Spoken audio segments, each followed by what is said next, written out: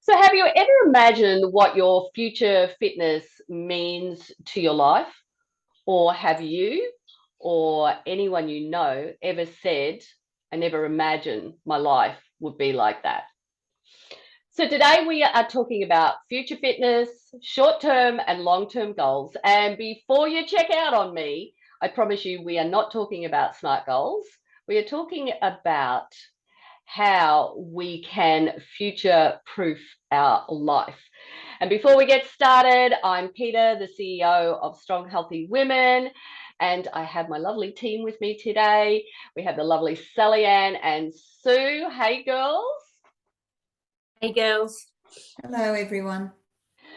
Are you ready to dive in, girls? Yes. Yes. Me too. I loved reading this piece of advice. When I started to actually look at some research around this topic, I all of a sudden what popped into my head was this piece of advice that Wendy gave recently. Now, Wendy's in her 60s and she started working out with us she was about to turn 50, so she was still in her 40s at the time. And she wanted to tone up her body. Okay, so she was heading towards that milestone birthday. Now, that's not an uncommon goal to actually go, I want to tone up my body. But here she is now, like 15 years later, she's still exercising. And this is what she actually said. Notice the difference because you do exercise and others don't. Compare yourself to other women who don't exercise. Then you'll realize how strong and healthy you are because you factor in exercise every day. Love that piece of advice. Really powerful, right? So one of the things that I heard from my mother some time back was I got this phone call from her and she couldn't move and we had to go to emergency, and yeah, she was really struggling to get around. And when I bought her home, she actually said to me, I never imagined my life would be like this. And it got me thinking about, as a young girl growing up, I lived with my grandparents and my mother, and I was around those preventable diseases and that immobility at a very young age. And my mother has all of those same health diseases that my grandmother had. And yet my mother saw the decline in my grandmother. She helped her through those processes. Yet she hasn't done anything different to what my grandmother has done.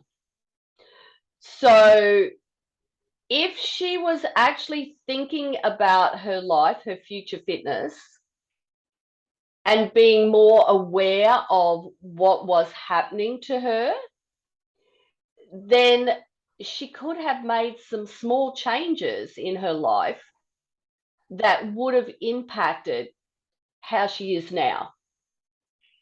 Because if, all those stats say that, if our family have, whatever disease it happens to be, then we're more likely to have that too.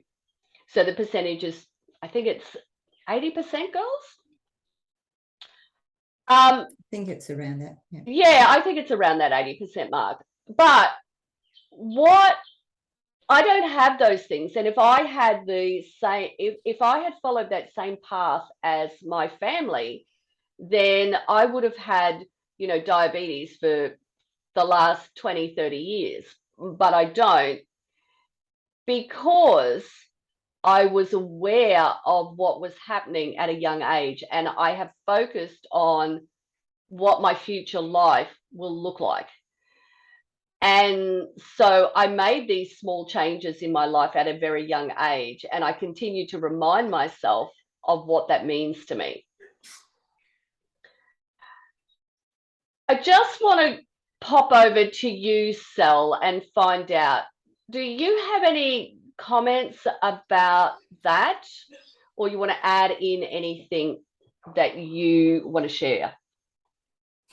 I think what we do with life is we skip through our teens, our 20s, our 30s, our 40s, And then we get to that 50 and we think that we can still skip through that life. Now, I don't want to get morbid here or anything, but we've skipped through 50 years of our life, so we're going to be right for the next 50.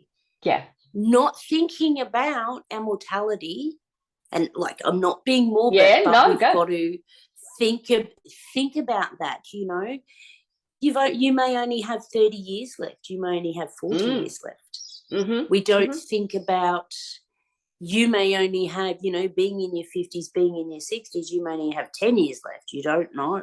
No. I think we need to realise that early on in life, in our 20s, 30s and 40s, that exercise and movement is so important for our future fitness self. And if we haven't thought about it then, start thinking about it now and start doing now. To start preventing, because, you know, when you're hitting those 50s, that's when you're even in your 40s, you know, mid 40s, and you're noticing things. Oh, my hips are tight. You know, how many people, and for me especially, when I hit 40, it was like, oh, now I've got a sore hip. Oh, my eyesight's really bad. And it's almost like on that birthday, everything starts, you know, happening. Starts to fall apart. But we're not thinking, and we're not thinking about, you know, that end date that we all have, which, you know, to be honest, we do have. We do. So we're not worried about it until things start happening, or things start stopping in our body, or things start breaking in our body, and then we're all in this big panic mode. And as you said, Peter, we go into that thought of, I didn't think my life would be like this. Yeah, and what can happen there is it can stop us in our track too. We can actually say, well, I've got all this pain, so therefore I'm not going to do anything. But there is always something we can do regardless. Yeah, some good thoughts there, Sal. I really like that. Sue, you want to jump in? Yeah, I wanted to just say along the lines of Sal and yourself, I think that we need to be aware of not just our fitness, but our family medical history as well, because then we need to be able to have the screenings, do things, you know, if you've got a history of heart disease, you know, you've got to exercise, you've got to eat properly. So I think you need to be informed. But the other thing is, you don't dwell on, as Sal was saying, the end date, which we will all have.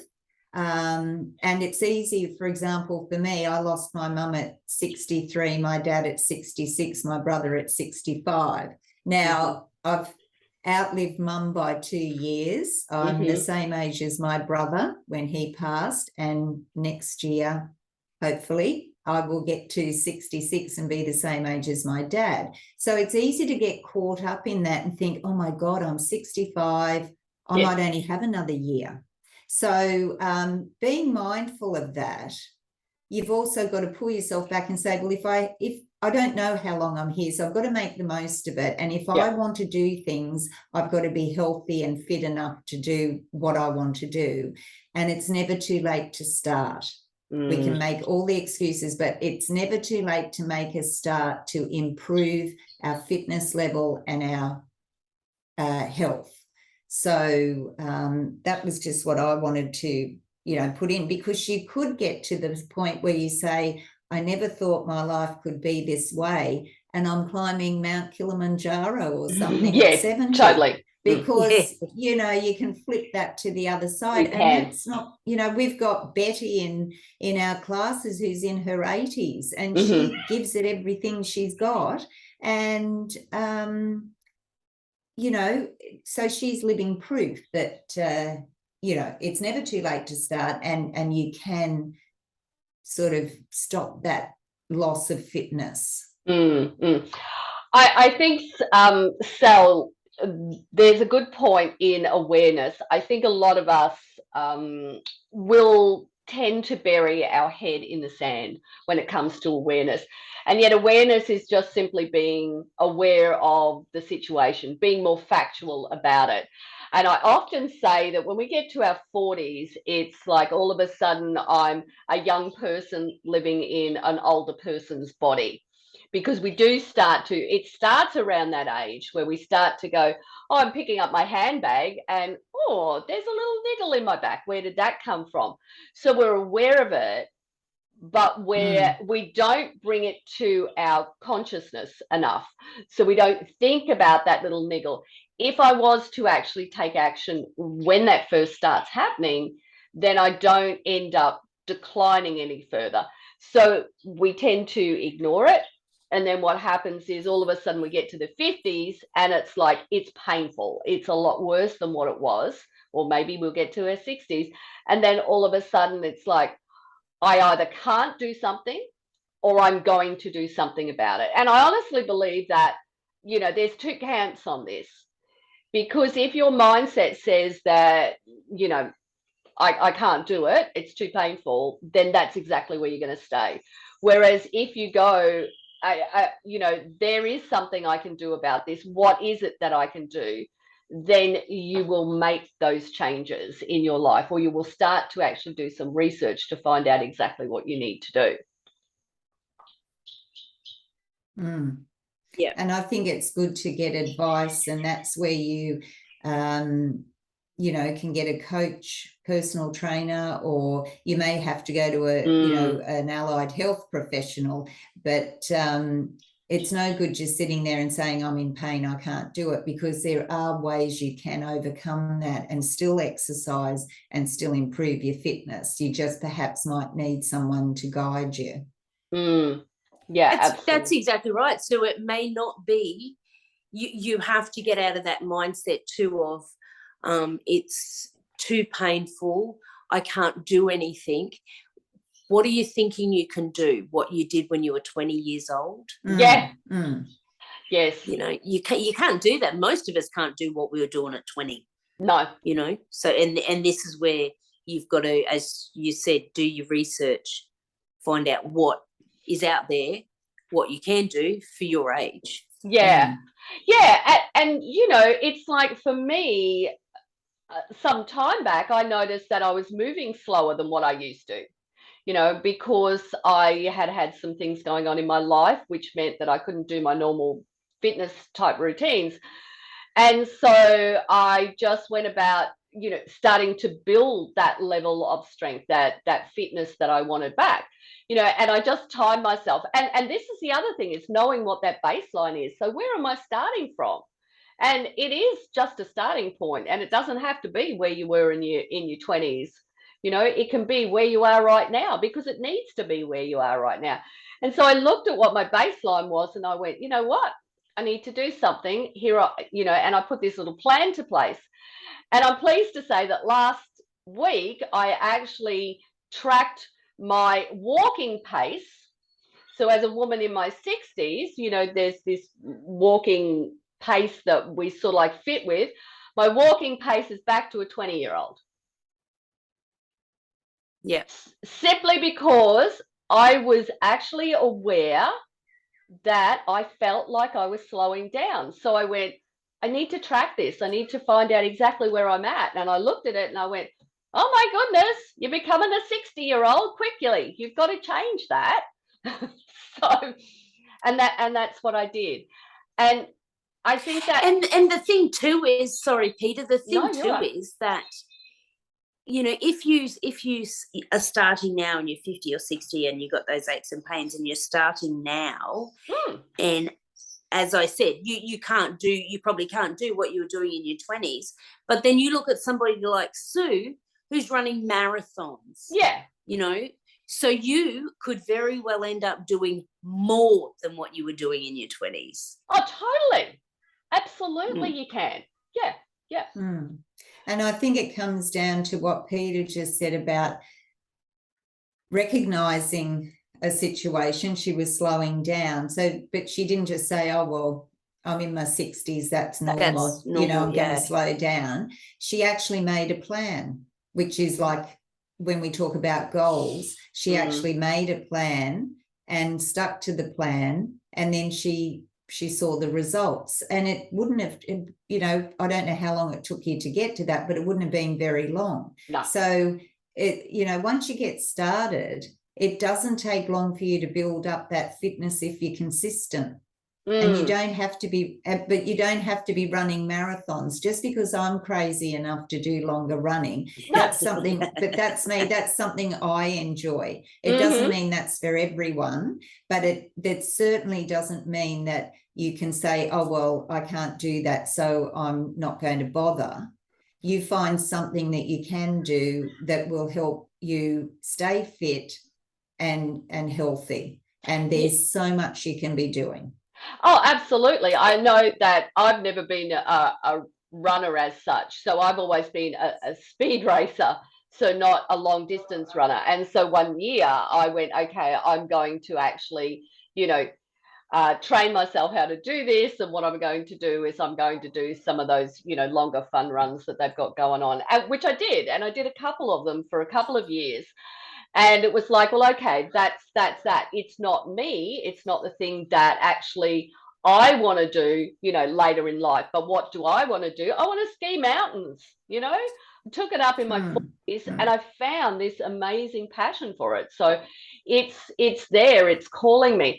And I think that's where those short-term goals, you know, so often we think about, well, I want to tone my body, or I want to lose a little bit of weight, or I want to get fit for a particular event. But then once that event happens, we sort of like go, well, that's over and done with, you know? So, and then we go back to where we were. And we often think, and we often will judge ourselves by what it was that we could do in the past. I'm not a fitness person. Like, you know, I didn't grow up around any of that stuff, and I don't think you girls did either. But are we now fitness people and exercise people? Yeah, we are, because we made that choice to do that because it was important to ourselves.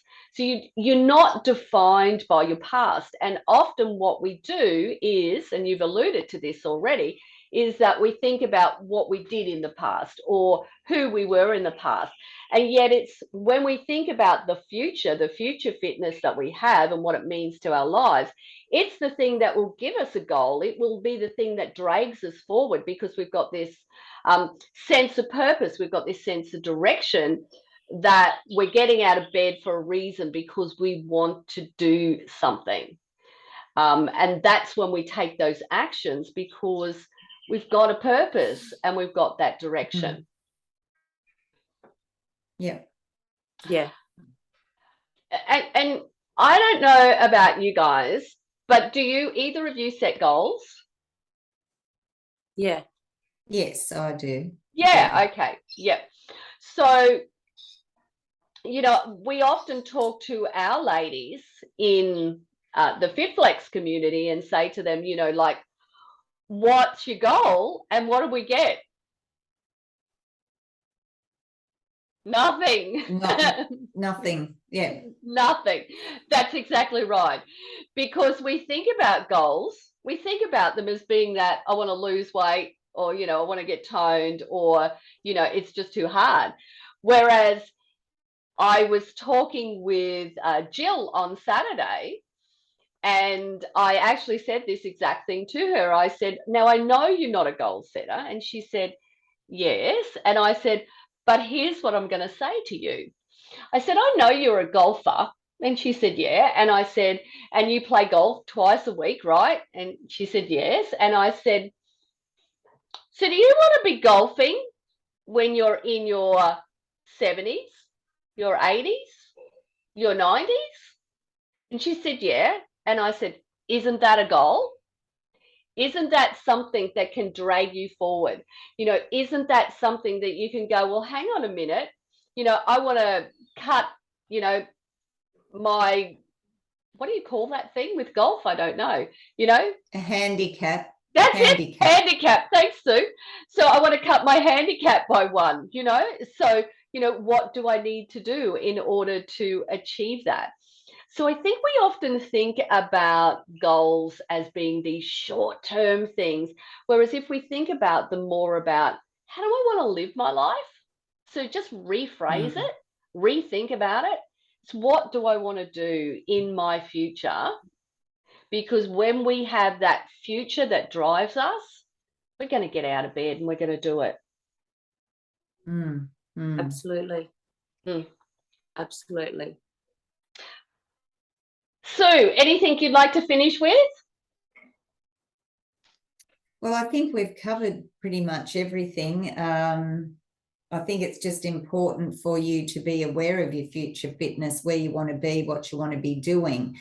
As you said, having that future planning or something that pulls you forward to keep you active in life, and not just in your body, but your mind as well. So setting a target or setting something that you would like to do, but perhaps, well, there's no reason you can't do it. It's whether you want to do it enough, I think. If you really want to do something, you will make it happen. So whether you have to get help or do research or whatever, just define what you want to do and go for it. Yep. So I'm focused. Know what you want to do for your future fitness self. That's a mouthful, by the way. But do what Peter did with her walking and running. Track what's happening with your body at the moment. Yeah. What are you noticing? What is becoming more and more limited for you? And get that book. Don't just don't just keep it in your head. No. Because when we have so many things in our heads, we forget about stuff. Yeah. So yeah, grab a book, a journal, and make a note of what's happening, what you're limited in, and what steps you're going to take to help with your future fitness self. Good idea. Yeah. Yep. And I think what happens is each action that we take throughout the day, we're either driven by courage or fear. So, if that action that we need to take is to do a little bit of exercise or to move a little bit more, and it's not something that we normally do, what we can do is be driven by fear, by staying on autopilot and just doing what we normally do. Whereas when we are driven by courage, we then take that action and we have to think about it a lot more. And I know that in the busyness of life that we don't want to think a little bit more. But I think that's the critical message that we have here that we've talked about. It is being aware of where we're at and then actually going, well, it's just where I'm at. Know where it is and then start to track it, and then you will start to improve. And the actions that you take will follow through on those. And it means that you will start to be fitter. You will start to be more in tune with actually wanting to live your life your way in the best possible way. And I really just want to finish by saying, don't think about them as being as goals, because there's only 3% of the population that ever set goals. So just think about it as, how do I want to live my future life? And what does that mean? What are the things I'm doing now that I want to keep doing? What are the things I'm doing now that I want to get rid of? And what are the things that I'm doing now that I want to improve? Thank you, ladies, for joining us. Thank you, girls, for being here. Thank you. We'll see you all soon. Thank you. Bye, everybody. Bye. Bye. Bye.